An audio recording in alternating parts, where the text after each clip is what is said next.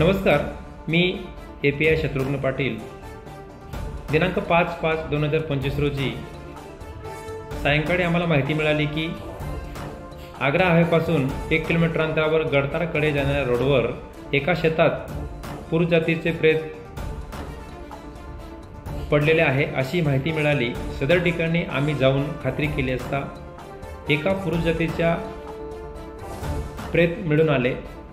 सदर प्रेताच्या गळ्याभोवती एका रुमालाने त्याचा गळा बांधलेला होता।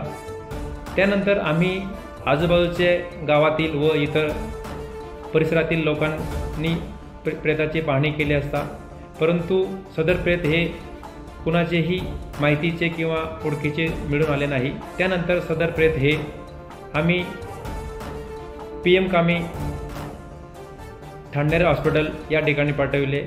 डॉक्टरांनी त्यावर PM केल्यानंतर सदर पुरुषास घातपात करून मारल्याचे निष्पन्न झाल्यानंतर माननीय पोलीस अधीक्षक श्री श्रीकांत धिवडे सर, माननीय अप्पर पोलीस अधीक्षक श्री काळे सर, माननीय उपविभागीय अधिकारी शिरपूर विभाग श्री सुनील गोसावी सर यांच्या मार्गदर्शनाखाली दिनांक 7/5/2025 रोजी ठाणेर पोलीस ठाणे गुन्हा नंबर 70/2025 भारतीय न्याय संहिता कलम 103(1)238 प्रमाणे गुन्हा नोंद करण्यात आला आहे।